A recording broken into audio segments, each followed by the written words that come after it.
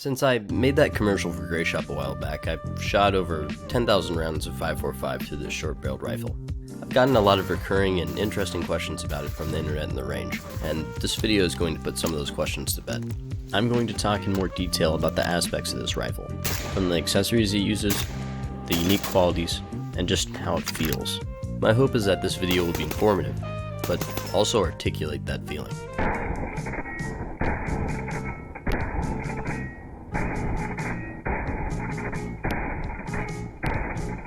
I've gotten a few accusations about my rifle being Americanized or too Western looking.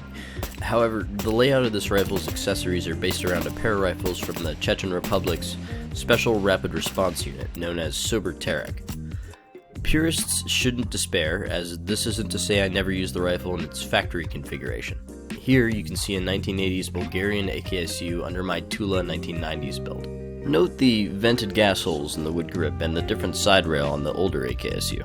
Aside from these cosmetic details, the rifles are identical in form and function.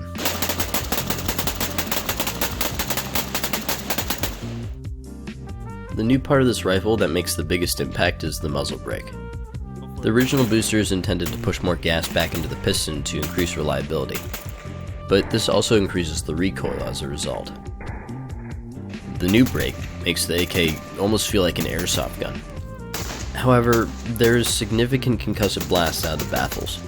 The 8.1 inch barrel lets a lot of unburnt powder out of the muzzle, and the new brake doesn't contain much of this, resulting in a huge fireball. Which might be a good or a bad thing depending on how much you like fireworks. Another accessory that makes a huge impact would be the Eotech Exps, but it isn't fair to talk about the Eotech without mentioning how the PT3 stock works in concert. The Zenitco stock makes for an instant cheek weld that wouldn't be possible without some serious padding on the original triangle stock. There are also longer cheek risers available. The Eotech is mounted on the Zenitco B18 rail that attaches to the AK's rear sight.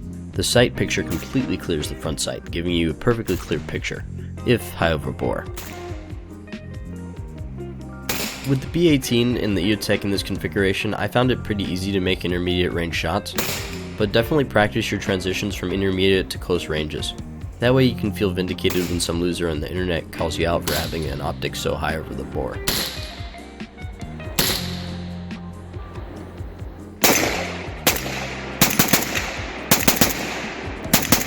Now, I could counter the height over bore by mounting the Eotech further back on the side rail mount, but I want the rifle to be more true to the ones I'm impersonating, and besides, that's not why I have the side rail anyway.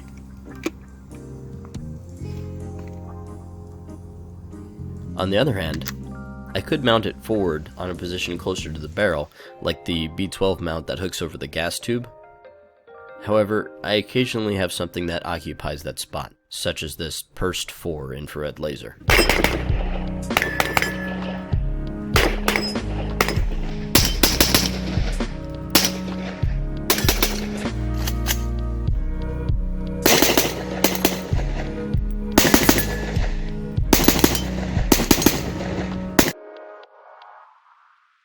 The Pursed 4, another Zenitco product, is quite powerful, seen here compared with a PEC 15 Alpha on the right. It's got IR and visible red laser, with the basic strobing function, giving the AKSU modern night fighting capability. It's mounted on this first generation B11U lower handguard, alongside the Clash 2P flashlight and the RK6 grip. The RK6 grip looks stylish, but it's a bit small. I would suggest getting a larger, more comfortable grip if you don't have small hands like I do. In this configuration, I can rest my thumb over the light for more stability. However, there's a gooseneck attachment that you can use to have a vertical foregrip and a flashlight share the 6 o'clock position on the B11. The light itself clocks in at 270 lumens with strobe and adjustable brightness capabilities. The hotspot reaches 6.5 degrees. One of the downsides to this setup is the weight. Without a magazine, the rifle weighs in at 9.2 pounds compared to the stock weight at 6 pounds. This weight helps with repeated shot placement and significantly reduces recoil, but the rifle is obviously much heftier. Also, the first generation B11 lower grip need to be sounded down significantly before it would properly fit in my rifle, and all of the Zenitco parts needed Loctite to stay screwed and secured in place. Another downside to making a rifle like this is it needs to be registered as an SBR. It took the ATF 5 months to complete my paperwork back in early 2018, but now they've sped up the process, and as of this video's posting, they've been getting Form 1 e-files back in under a month. Before I get into the cost of this rifle and its accessories, I'd like to thank my gunsmith Fondre for all of his help building this rifle, as well as Grey Shop for sending me many of these accessories for free. Without their assistance, the stream would have been impossible. I was able to get a special deal on my parts kit, so I'm going to use general market prices to calculate total cost, starting with the rifle itself. A stock AKSU SBR build generally costs around $2,000. The front half of the rifle, including the Gen 1 B11U, the Klesch 2P flashlight, the TSSN2 flash hider, the RK6 grip, and the Gen 1 Hurst 4 laser, costs a total of $617. The middle of the rifle, including the B18, Eotech EXPS2, RP1 charging handle, AKT trigger, costed a total of $525, and the PT3 stock costed $300, giving a grand total of $3,442 on this build. If you would like any of these parts, you can get them from the Grey Shop Pimp My Gun page, and use the BENJ7 discount code to save yourself a chunk of money in the process.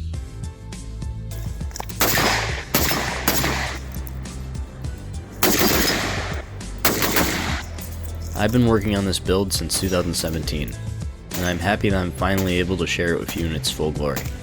I'd like to thank you all for keeping faith with me during these recent months, and I'd like to ask for further support from you for my next project, which will prove to be much more insane.